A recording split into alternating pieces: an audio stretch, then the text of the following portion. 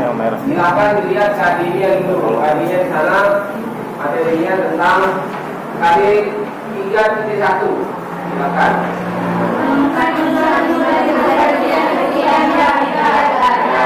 Menemukan unsur-unsur dari buku fiksi yang dibaca. Buku fiksi itu banyak ya. Yang kemarin bisa sudah aja kalian buku fiksi ya tentang cerpen. Sekarang bicara tentang novel. Ya, tentang novel yang akan kita bahas sekarang pada pagi hari ini. Jadi unsur-unsur intrinsik itu seperti pada waktu di semester 1 adalah gambaran yang menjelaskan tentang sesuatu yang dari dalam, ya, yang dari dalam. Yang mana unsur-unsur intrinsiknya yang dari dalam? Yang pertama, alur, amanat, sudut pandang, gaya bahasa, amanat. Nah, sama unsur-unsur intrinsiknya. Begitu juga dengan unsur-unsur ya, ekstrinsiknya. Sama yang membangun dari luar. Nah, dari tiga barang ini nanti Ustaz akan kasih kalian tugas ya. Tugasnya apa? Ada tugas mandiri dan ada tugas kelompok. Nah, karena materi ini sudah dijelaskan pada waktu semester 1 ya. Sudah dijelaskan. Sekarang dari yang kalian lihat di bukunya, di sana kira-kira yang mana sepertinya tidak dimengerti. Dan di sana ada penambahannya ya. Tahapan alur atau apa? Tahapan alur. Alur itu jalan ya, cerita. Jalan cerita itu banyaknya ada 4 atau 3? 3. Nah, itu tahapannya. Orientasi itu tahapannya ya. Jadi alur itu ada di 3. Ada alur maju, alur campuran. Kalau alur maju yang dari awal sampai akhir silakan. Terus kalau alur mundur ya berarti dibalik dia. Ya, yang di akhir itu jadi depan. Itu yang diceritakan. Kalau alur maju campuran ya, atau maju mundur ya, maju mundur itu ya seperti dalam sinetron kan biasa kalian nonton begitu dia cerita di awal cerita, di tengah cerita lagi, dari tengah cerita itu diulang lagi, dibayang-bayangkan. Itu namanya alur maju mundur atau campur. Nah, di sana tahapan alurnya baru ada 4. Ya, bagaimana cara kita mengetahui jalan cerita? Harus kita tahu ada namanya orientasi. Orientasi itu kan juga penguatan. Orientasi. Terus yang kedua, rangkaian peristiwa. Ya, rangkaian peristiwanya yang bagaimana? Maksudnya rangkaian peristiwa. Ya, yang tidak kita duga itu peristiwa. Ya, biasa kalian itu dibuat menjadi penasaran. Kita dibuat, kita juga duga. Misalnya ada seseorang yang hilang, dicari, ya. Begitu dicari, dia dilihat di persimpangan, ya. Tinggal sedikit dia lihat, tahu-tahu belok, dia lain, tidak jadi dia dapat itu. Nah, di pikiran kita itu yang jadi penonton itu, dia akan ditemukan, tahu-tahu begitu dia mau dekat hilang ya. Nah itu kita dibuat ya, jadi penonton ya. Udah diatur sama siapa? Sutradara.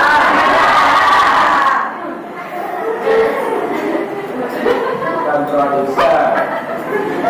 Produser itu yang membiayai. Jadi sutradara itu yang mengatur jalan. Mengatur. Nah, itu yang. Nah, di sana nanti kalian akan disuruh melaporkan. Makanya kalian disuruh untuk melaporkan tentang materi yang akan kita bahas ini. Jadi laporannya bagaimana cara kita melaporkan. Nanti di sana coba dilihat. Ada nih tugas. Nih ada tugasnya di sini. Coba dilihat. Mana ya? Nih, tugas mandiri katanya. Kalian nanti akan sesuruh mencari tuh apa bunyinya? Ya, carilah. Ya, atau bacalah satu buku fiksi. Ya, buku fiksi yaitu novel nanti kalian cari. Cari harus ini. Nah, mau punya nilai silakan. Cari satu novel, ya. Kalian harus baca sampai habis. Ya, setelah kalian membacanya baru kalian cari unsur-unsur implisitnya. Implisit novel itu. Ya, unsur implisit itu dilihat yang pertama. Ya, unsur implisit buku tersebut. Ini tugasnya. Terus yang kedua, kalian suruh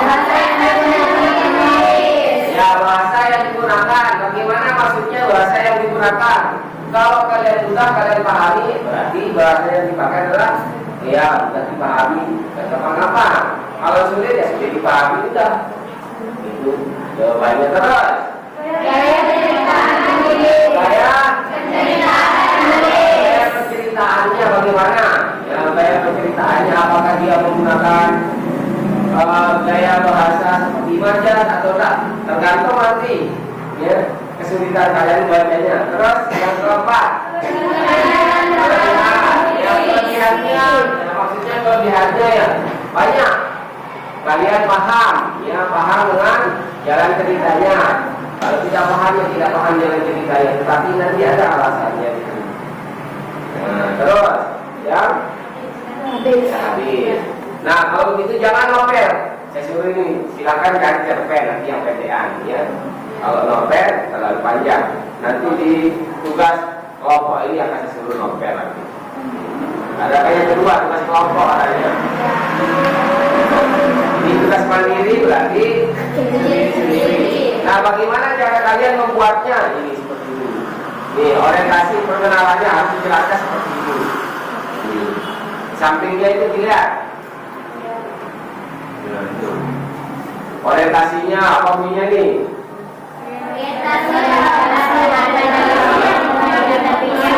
Ya, dimana tempatnya yang seperti ini?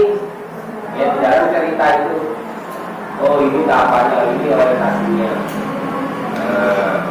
Nah itu. Ayo dari penjelasan yang kita sampaikan dilihat dari awal, yang mana tempatnya tidak dipahami.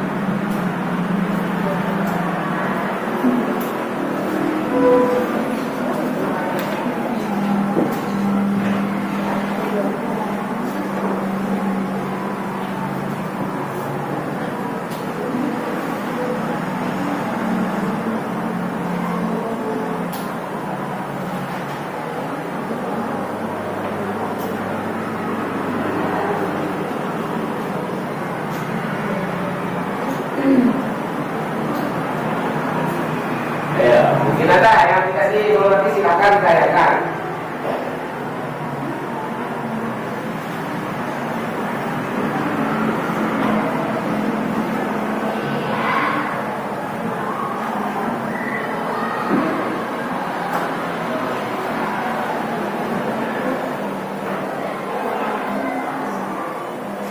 Jadi yang kita bahas itu kan masalah ini ya, unsur-unsur ya implisit ya.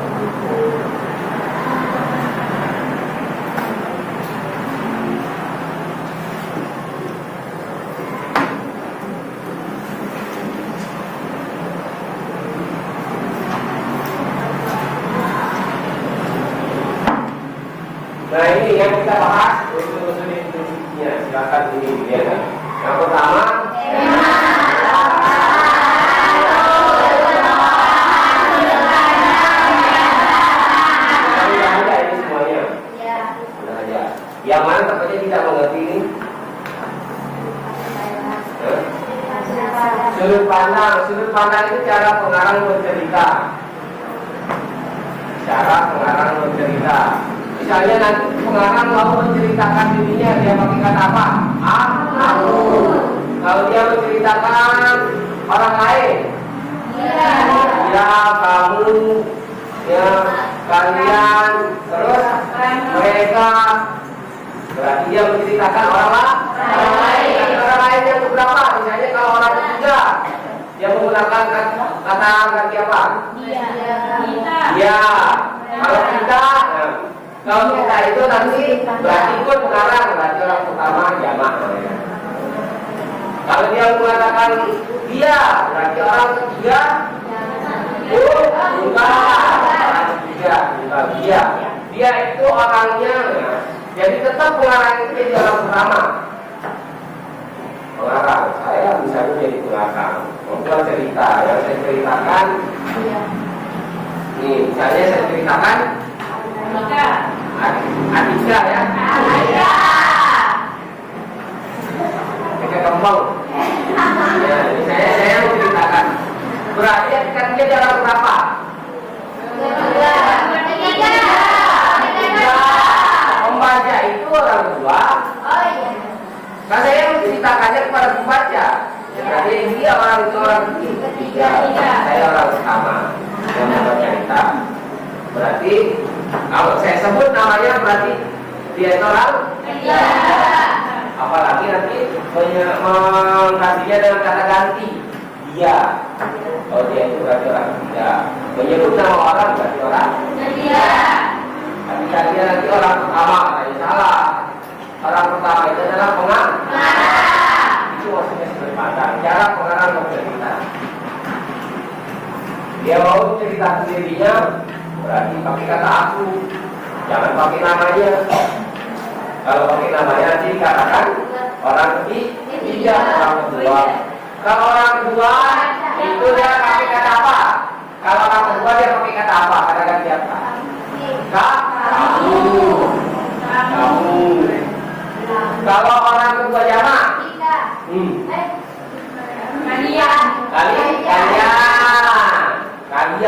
kalian itu berarti orang kedua jamak. Kalau orang ketiga, atau namanya. Kalau orang pertama jamak, kita pertama jamak. Jamak itu kan banyak. Kalau pertama tunggal baru saya. Kalau orang ketiga jamak, mereka.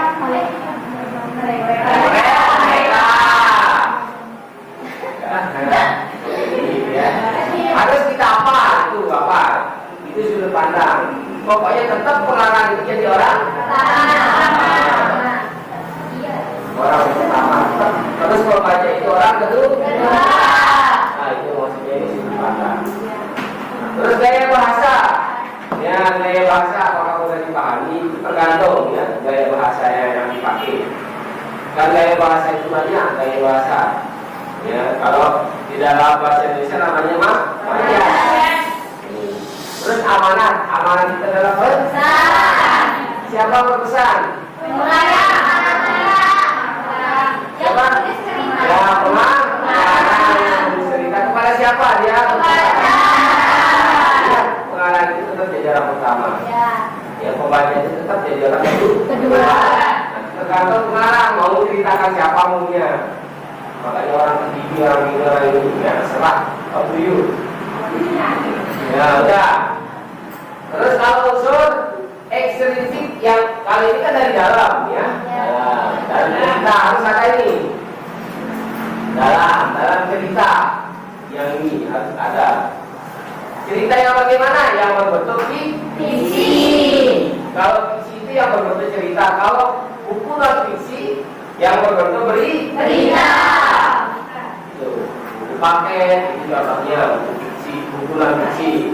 Ya, LKS, ya, itu pengetahuan, pokoknya yang tidak berbentuk cerita itu namanya buku non-fiksi. Kalau buku fiksi ini seperti cerita. Nah, sekarang kalau unsur ekstrinsipnya ada berapa? Nah, yang pertama latar belakang. Yang kedua latar belakang masyarakat. Nah, di bukunya itu ada dua. Sekarang bisa tambahkan. Jadi ada ya, yang pertama latar belakang pengarang atau biodata. Ini ekstrinsip ya.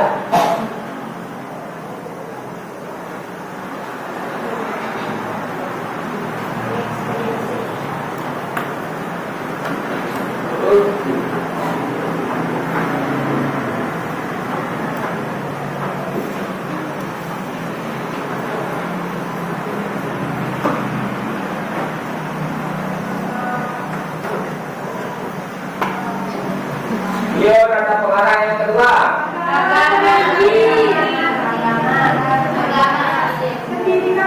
Yang bukunya itu.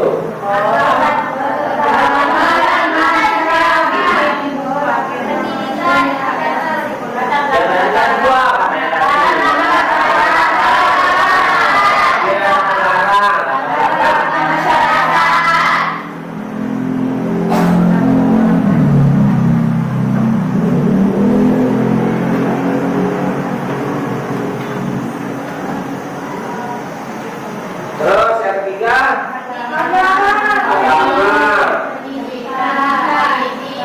pendidikan.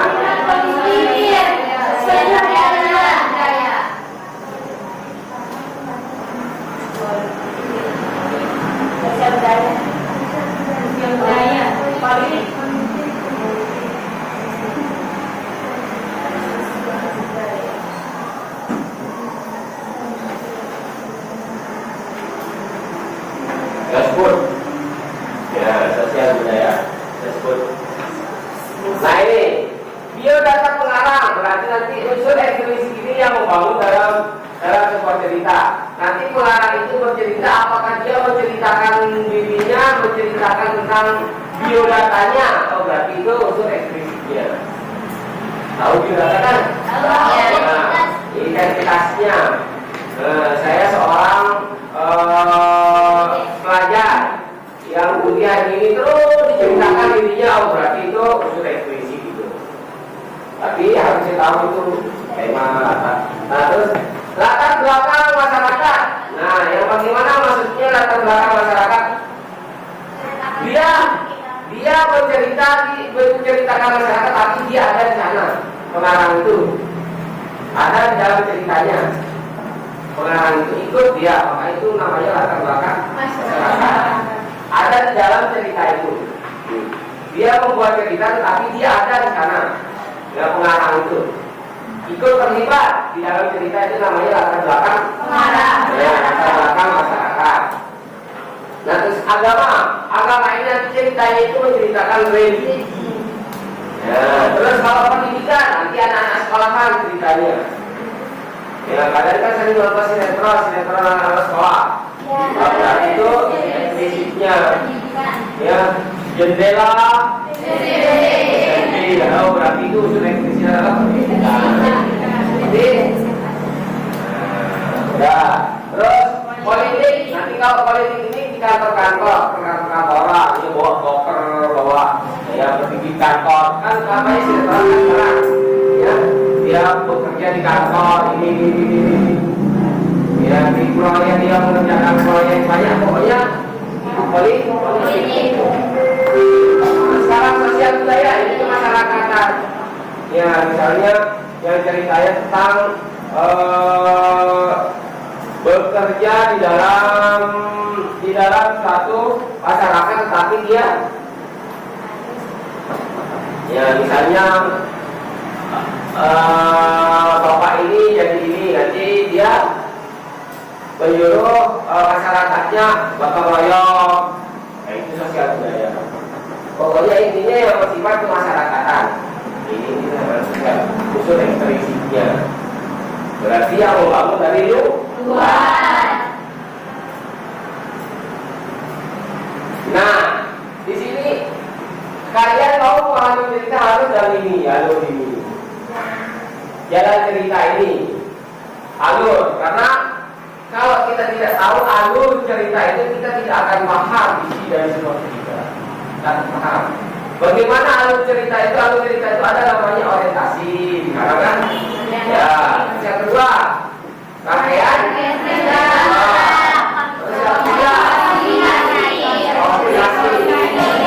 Ingat, komplikasi itu dalam permasalahan.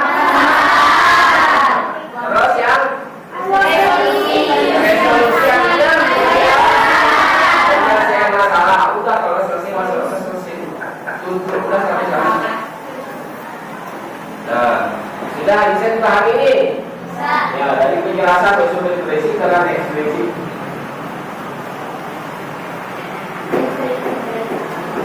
Jadi, ingat beda cerpen dengan novel. Kalau cerpen tidak memiliki konflik. Apa itu konflik? Pemahaman. Tapi kalau novel dia memiliki konflik. Ya, kalau tidak ada masalahnya di dalam cerita, memang kita nonton dia. Masa tiba-tiba nangis, ya ada masalah. Nah, jadi harus ada masalah, itu yang membuatnya indah. Makanya kita hidup di dunia ini selalu bermasalah. Kalau tidak mau bermasalah, mati aja. Kita mati aja. Bermasalah nanti kita akan tanya nanti di dalam kubur. Apa pertanyaannya? Mana juga katanya, mana juga. Nah itu kita bermasalah. Makanya di dalam cerita nanti konflik kita adalah permasalahan. Kalau konflik itu dilihat dari penjabarannya, konflik itu ada dua kayaknya. Ada konflik lahir dan ada konflik batin. Konflik lahir itu yang bisa kita lihat. Langsung ya. Kita bermasalah sama, nah kalian ini orang bermasalah aja ini. Iya. Makanya kalau misalnya kalian, apa tujuan kalian sekolah? Ayo, apa tujuan kalian sekolah? Masuk. Apa tujuannya? Untuk belajar. Nggak mesti di bangku sekolah kita belajar, di rumah aja belajar. Kalau kita baca buku aja belajar. Ayo. Awal bisa yang mau apa tujuan kalian sekolah? Ya, untuk menyelesaikan masalah. Tujuan orang sekolah itu adalah menyelesaikan masalah. Apa masalah kalian? Tidak bisa. Tidak bisa. Nah, terus kalian tidak bisa di mana tempatnya kita tidak bisa, kan kalian punya guru. Bisa dapat kalian bertanya. Misalnya belajar bahasa Indonesia, karena tempat kita tidak bisa, kita tanyakan. Itu tugas kita. Tapi kalian di sini tugasnya untuk apa? Beli kotoran ke Iwan. Belanja. Modal. Udah. Nah, jadi tujuan orang sekolah itu adalah karena tujuan akhir yang kalian inginkan itu adalah paham terhadap apa yang kalian pelajari, apa yang kalian inginkan. Jadi itu tugas kita sekolah. Jangan kesini cuma kalian belajar aja. Pusing kita belajar aja juga, pusing kita main-main juga pusing kita. Ya. Jadi makanya kita tahu diri kita ini orang bermasalah. Ya silakan, janganlah kita tambah masalah. Ingat, jadi konflik itu kalau dilihat secara umumnya ada dua. Ada dua kayak konflik lahir dan konflik batin. Nah, tapi kalau dilihat secara khususnya, ya, tadi secara umumnya, sekarang secara khususnya, konflik itu ada 5 kayaknya. Pernah kalian dengar? Ayo tulis kalau gitu. Konflik itu ada 5. Ya, tapi kalau dalam cerita konflik itu ya secara umum ya ada 2, yang konflik lahir dan konflik batin. Nah, kalau lahir itu bisa kita lihat. Ya, misalnya kalian saling terpeleng, kita saling tegur, berarti itu oke, lahir. Ya, batinnya juga ada di sana. Kadang-kadang merasakan sakit hati. Ya, pakai batin ya, batin jadinya. Ya. Nah, biasa batin yang tiba-tiba kalian memiliki kucing, misalnya di batin ini, kalian memiliki kucing, tiba-tiba kucing kalian mati. Apakah lahir batin itu? Ya, batin kan merasa kasihan kepada kucing. Nah, udah konflik, ya konflik ada dua secara umumnya. Oke, dan batin. Kalau secara khususnya ada di yang pertama, konflik manusia dengan manusia.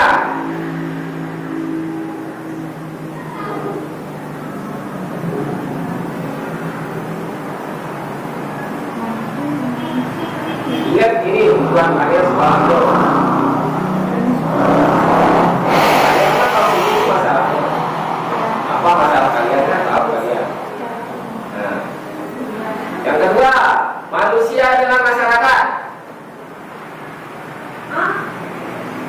Loh. Manusia dengan masyarakat.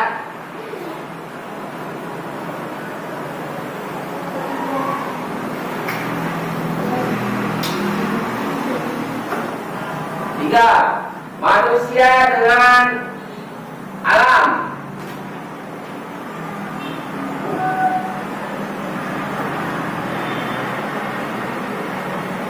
Empat, manusia dengan binatang atau dengan hewan. Hewan saja pakai, jangan binatang. Dengan hewan.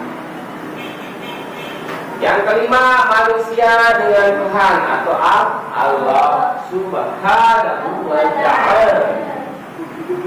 Ya, manusia. Nah, dalam kehidupan kita sehari-hari ada 5 ini konflik yang kita alami. Ada 5 banyak. Apalagi dalam cerita wajib ini ya. Kalau mau ceritanya itu baik, harus ada yang namanya konflik itu. Ya, konflik itu. Nah, sekarang kita jelaskan yang mana maksudnya konflik manusia dengan manusia. Ingat, kalau manusia dengan manusia berarti one by one. Ya, ya. Gara-gara pacarnya ngomong sama orang lain, cemburu dia. Sama orang yang padahal belum tentu kan? Ya. Ngomong aja. Nah, udah itu one by one.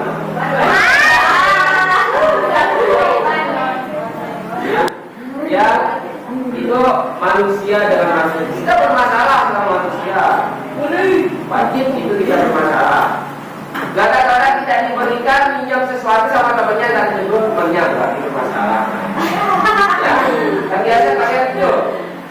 Tapi, ya satu itu manusia dengan manusia. Terus yang kedua, manusia dengan masyarakat. Contohnya misalnya di sini kalian jadi ketua kelas, terus kalian aja mau didengar.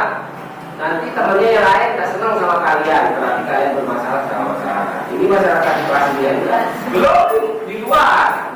Ayo, belum tentu kan? Pokoknya lebih dari satu berarti itu masyarakat. Jadi semua kalian ini kan ada masalahnya. Pasti ada yang akan betul. Iya. Ya. Kalau dipendam berarti batin. Ya. Makanya kita diharapkan wasiat sama Bapak Maulana saya sapi jahil. Sapi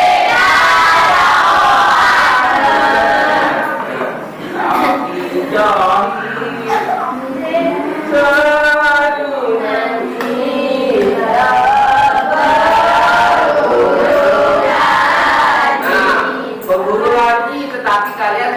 Mengkaji diri. Banyak orang yang pergi ngaji tapi cuma mengaji masuk lewat telinga kanan, itu namanya mengaji. Ya, yang namanya mengaji kita harus bisa mengkaji diri. Sama dengan belajar juga, kalian belajar tahu tujuannya untuk menyelesaikan masalah. Tetapi apa? Kalian pendam masalah kalian itu. Kenapa? Malu katanya. Ya, malu itu kalau bohongi orang tua baru kita malu, bohongi teman kita baru kita malu. Ini melakukan yang positif, kok malu? Ya itu yang menyebabkan kalian tidak bisa, makanya silakan. Kalau memang kalian tidak bisa, pelajaran apapun itu, ya kita warofaana, ya harus nyerotet pertanyaan, ya nggak usah panjang-panjang. Apa tempatnya tidak mengerti, omongkan aja sama gurunya, pasti nanti gurunya akan bisa. Yang penting kalian melakukan, kuncinya kita buat pertanyaan itu 5 plus 1 H kan? Apa 5 plus 1 H itu?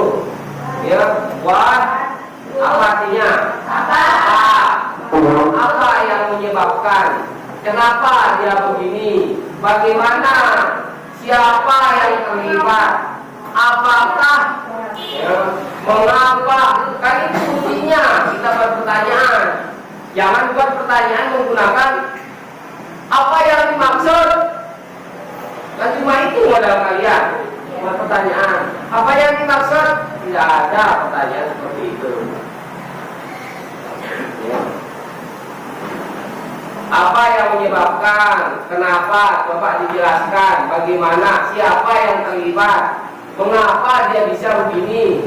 Kenapa dia tidak begini? Itu nama pertanyaan. Ya, itu kalau kita mau buat pertanyaan. Kalau kita tidak paham, kalian banyak yang mengerti, tetapi pahamnya itu. Ya. Bagaimana orang bisa paham? Harus dipraktikkan sama keseharian kita itu. Kalian misalnya dikasih pelajaran fikih, ya atau pelajaran Quran hadis, kita tidak boleh begini katanya.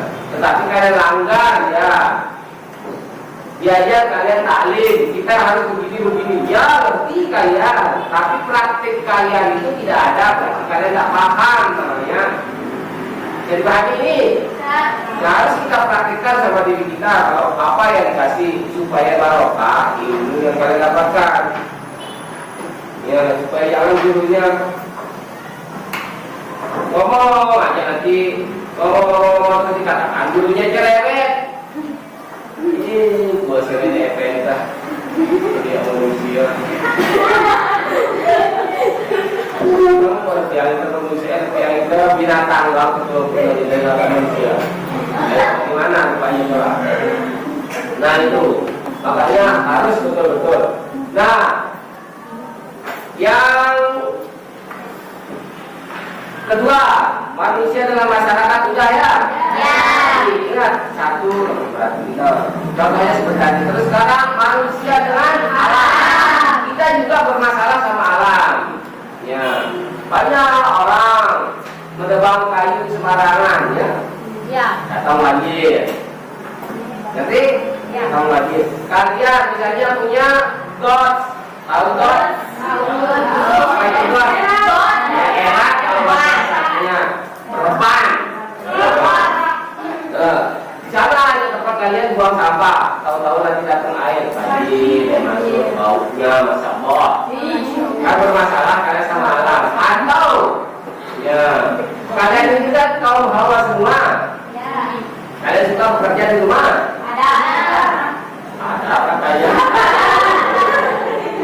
Lain pertanyaan kita lagi jawab. Masya Allah.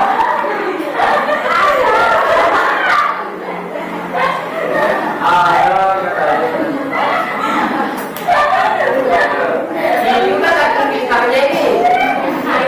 Dia mengerti tapi tidak paham. Ini namanya mengerti dia tapi dia tidak paham. Ya, enggak. Misalnya AC kalian di sana, kalian punya berikan rumah apa itu baginya kalian ini juga. Iya. Tahu-tahu datang seseorang, assalamualaikum. Waalaikumsalam. Begitu dilihat pacaknya datang. Dia pakai baju singlet aja ini.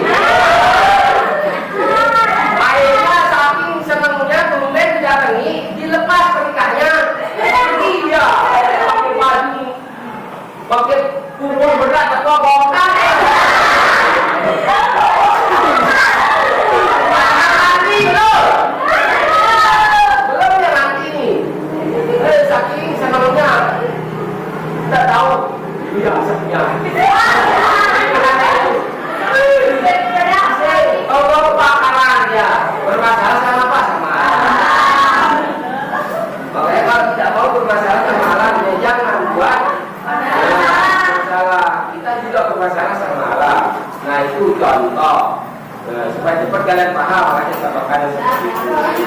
Ya, berarti ya kalian jalan, ya begitu kalian jalan, tak kalian lihat pasnya pisang, tahu-tahu kedarsot, ketepok kepalanya, masalah sama, siapa suruh kalian nanas? Ya, nah, itu kita juga bermasalah sama alam. Alam namanya itu kita harus mensyukuri, jangan sedikit-sedikit keluar bahasa yang empat kakinya. Dia sendiri ini harus kita ingat.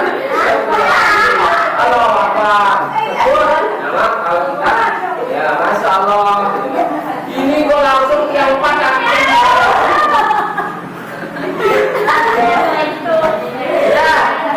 Nah itu bermasalah sama nah yang pertama manusia dengan manusia, yang kedua manusia dengan sekarang yang keempat manusia dengan hewan. Kita juga bermasalah sama hewan, makanya jangan coba-coba bermain sama hewan. Misalnya kalian punya pohon mangga, di pohon mangga kalian itu ada tawon di sana. Ada yang datang, saking inginnya diambil apa? Ya, kayu itu, ya, itu metik kepala, metik tangga itu,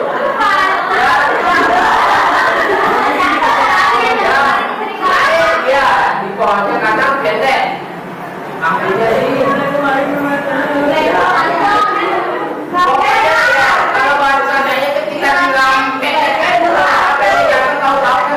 Rumah tawon itu bisa wajib kemanapun kalian pergi kejar kalian dimakan kalian gembok kalian gembok semakin gembok jika punya gembok semakin buatkan gembok lagi akhirnya jadi gempel. Nah kita bermasalah kalau tidak mau jangan ganggu orang atau ada anjing dia lewat. Karena saya kita punya kalian pungut batu, pungut batu kalian lempar, kalau itu kalian lempar dan itu dibiar kalian. Kenapa kan? Dimakan kakinya kalian bongkar. Tidak, rasakan pembalasanku katanya.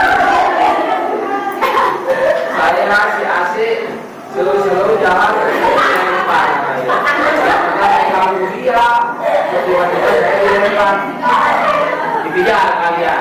Nah ini atau ada semut misalnya, begitu kalian saking senangnya ketemu sama teman ini peluk perempuan ini saya peluk dia tapi jadi tahu di luar itu ada lubang semut, diinjak ditutup lubang semut itu. Apa lainnya semut itu digigit kalian.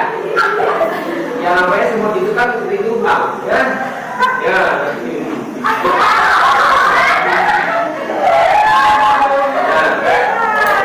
kalian tahu ini meja ya? Meja ini seperti apa?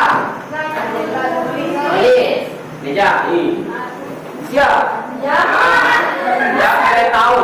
Kalau kalian tidak menggunakan sesuai dengan keinginan meja itu wajib kalian akan mendapatkan musibah. Apa musibah kalian? Ingat, meja ini bukan tempat kalian buang sampah. Kan biasa di dalamnya banyak sampah. Nanti kalau ada semut yang naik masuk, tiba-tiba dia masuk. Ingat semut itu kan dari lubang. Nggak tahu saya lubang yang mana dicari. Terus kalian dia babakan itu. Masalah sama Allah, belum sama Allah. Kita juga bermasalah sama Allah. Kalian ini tahu, bukan tempat kalian harus apa. Menaruh sesuatu tidak pada tempatnya namanya apa? Zolim. Berarti kalian orang zolim. Jangan coba-coba. Jangan kita buktikan. Wajib banyak sampah di dalam bangku ini.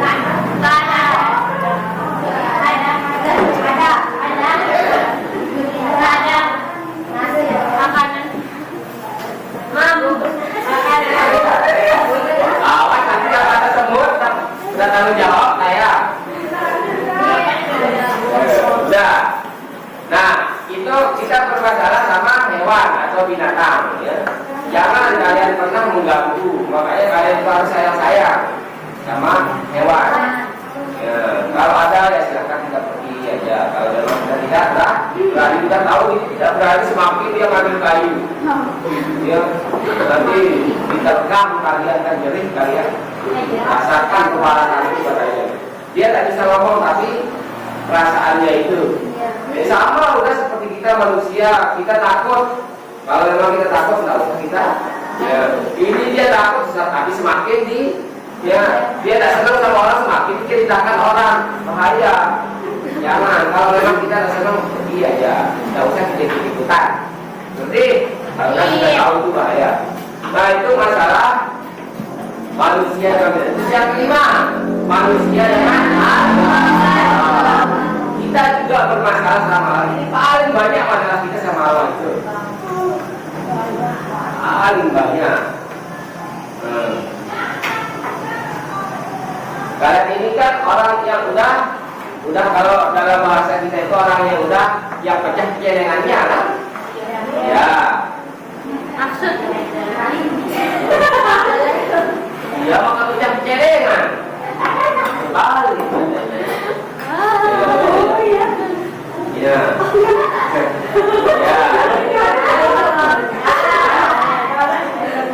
Udah, nah kalian ini udah besar, ya udah tahu mana yang baik dan mana yang tidak. Mana misalkan dosa orang yang tahu hukumnya keselamatan daripada orang yang tahu hukumnya. Mana kalian berdosa sama orang tempat kalian, ya mana kalian berdosa sama Allah. Misalnya contoh, udah salat, udah karena belum. Ya, padahal belum dia sholat, berarti buat sama orang yang dibohongi itu kan. Makanya kalau tahu diri, sudah apalagi yang namanya perempuan itu sangat sensitif sekali. Ya, sangat sensitif. Ya, harus kalian bisa membawa diri kalian sebagai perempuan. Itu yang paling poin, ya, supaya kalian jangan merasa apa namanya kalau dalam istilah merasa kan biasa kalian itu tidak pernah memikirkan begitu kalian mendapatkan sesuatu permasalahan baru di sana kalian menyesalinya. Padahal kalian sudah tahu itu tidak baik, tapi kenapa kok bisa dilanggar? Karena kalian tidak pernah fokus sama apa yang kalian tahu. Ya, kalian selalu ya memang jiwa-jiwanya kalian itu adalah orang yang labil, ya lupa. Tapi ya sekarang iya, nanti tidak. Itu model kalian. Nah ini yang ingin saya ingatkan sama kalian, karena ya konteks itu tidak habis-habisnya tidak bermasalah. Makanya permasalahan itu jangan pernah disepelekan, sekecil apapun. Karena ada besar itu kalau tidak ada yang kecil, nah mungkin ada yang besar. Kecil dulu. Ya, dalam kecilnya baru dia akan menjadi besar. Nah itu penjelasan dari konflik. Nah yang dua ini, kalau Allah misalnya contoh konflik manusia dengan Allah. Kadang-kadang kamu besok kalau kamu tamat sekolah kamu kawin sama lo pocong. Yakin baktinya sama orang tuanya. Bapak, nah, tahu aja itu kawin sama orang lain. Udah besar saya kalian sama ocong itu misalnya. Ocong nangis dia jawab dia gara-gara ocong itu kawin. Bukan itu yang kita sesali. Apa yang kita sesali? Jangan pernah menyesali sesuatu yang sudah terjadi. Makanya kalau dalam istilahnya kalau jangan cari masalah, ketemu masalah, jangan lari. Ya, bukannya permasalahan yang harus kita selesaikan, tapi apa yang menyebabkan permasalahan itu terjadi itu yang harus kita kaji. Jadi bukan permasalahan, Ya, bukan misalnya kalian berkenalan sama seseorang, begitu kenalan kalian kalau dalam istilah anak sekarang yang pacaran, ya. Tiba-tiba kalian diputuskan, ya. Bukannya putus kita itu yang kita sesali, tapi apa yang menyebabkan kita putus kita itu yang harus kita pelajari, itu yang harus kita kaji. Supaya kalian tahu itu caranya kita. Ya, bukan kematian yang harus kita tangisi, tapi apa yang menyebabkan kematian itu yang harus kita tangisi. Ya. Bukan kebodohan yang harus kita sesali, tapi apa yang menyebabkan kita bodoh itu yang harus kita pelajari. Ya. Bukan kejelekan yang harus kita sesali, tapi apa yang menyebabkan kita jelek itu yang harus kita pelajari. Ya. Semuanya itu, ya. Itu cara orang untuk membawa diri supaya kita tidak kurang, ya, tidak merasa minder sama orang itu. Caranya kita di dalam bermasyarakat. Nah, ini konflik ini jangan pernah kalian sepelekan. Makanya konflik yang 5 ini dibagi 2, ya. Ada konflik lahir. Mana konflik lahir? Manusia dengan manusia, manusia dengan masyarakat, manusia dengan alam. Ini dia konflik lahir, bisa kita lihat. Kalau konflik batin manusia dengan Tuhan, tidak bisa kita lihat. Nasib jodoh rezeki di tangan siapa? Allah, tidak bisa kita lihat. Makanya dibagi 2, ya. Yang 5 itu dibagi 2, ya. Jadi, nah itu maksud dari penjelasan yang saya berikan tentang konflik. Ini tambahan. Ini konflik ini ada di karya fiksi yang berbentuk cerita selain dari cerpen. Kalau cerpen tidak ada konfliknya, karena dia konflik sendiri-sendiri.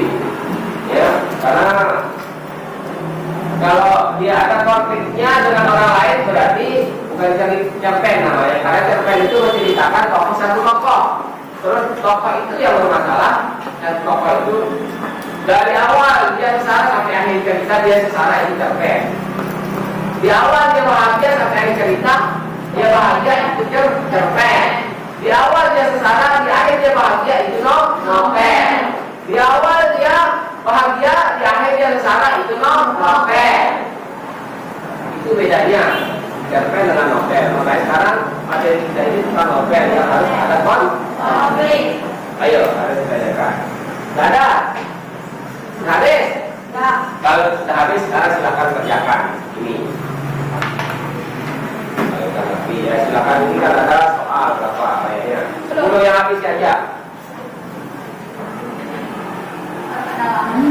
Ya, sama-sama ya. Buat jadi dalam lagi ya. Ya. Ayo.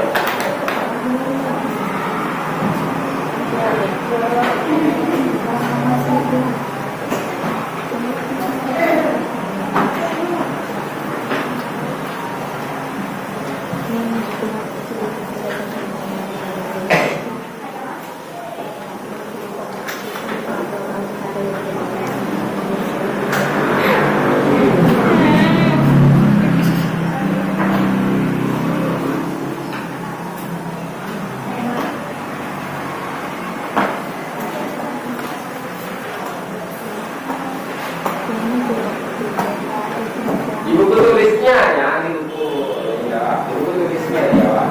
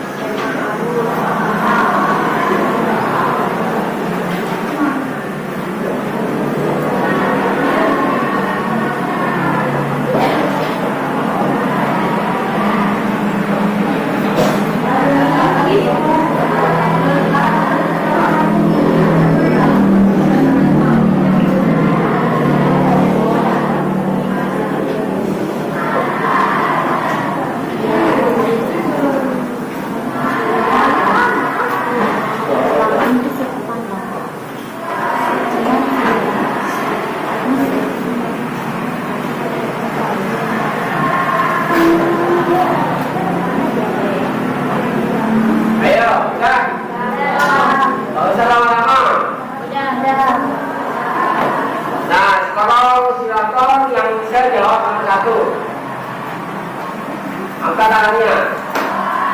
Ayo, nomor 1. Siapa yang mau jawab?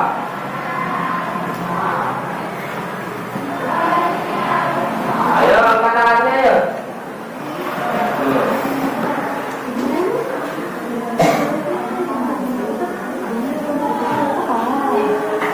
Ayo.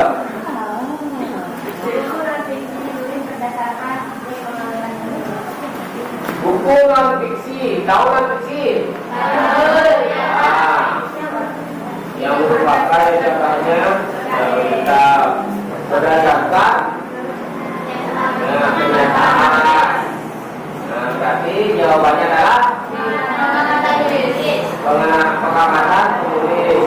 Kalau tidak ada, kita amati, kita tidak akan bisa ya. Tapi kalau fiksi masih dalam khayalan. Jadi betul diamati yang langsung dia melihat ditulis itu namanya berita. Jadi jawabannya adalah ya. Kalau yang apa bunyinya? Kalau yang B yang penulis berarti itu fiksi. Tulis pendapat itu kan belum tentu pasti. Namanya pendapat. Di mana dia yang jawabannya? Jawabannya adalah B. Kalau sama no, sampahnya no. Ayo. Itu sampahnya.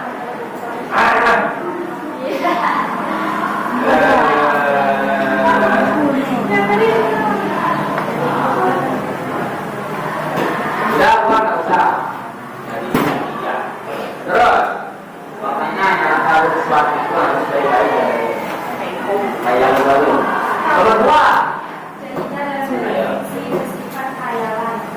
Cerita dalam fiksi yang apa bunyinya? Fakta itu yang bagaimana? Terus yang B.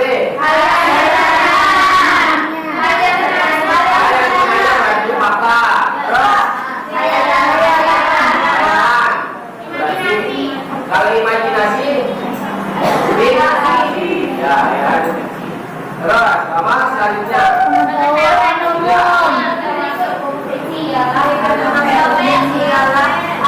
Novel, fiksi, pinter.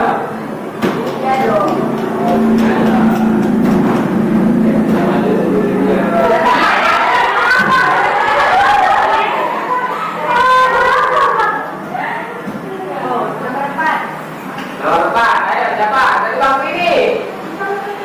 Dari bangku ini, nomor 4. Angkat kakinya. Ya, tangannya angkat. Tema. Apa itu tema?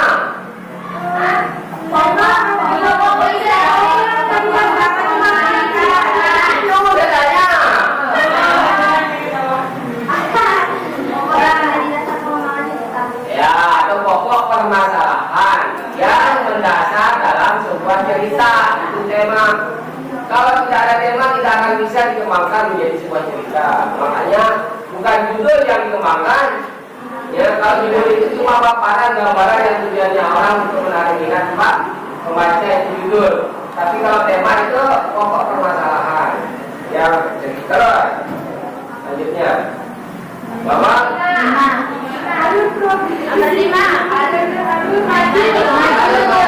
Profesi maju. Ya, maju. Nomor. Nah, apa bunyinya?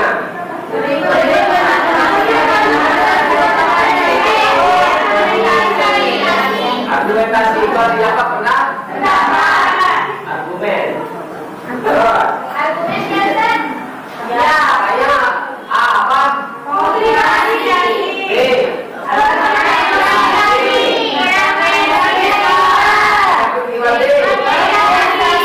Jawabnya adalah argumen. Terus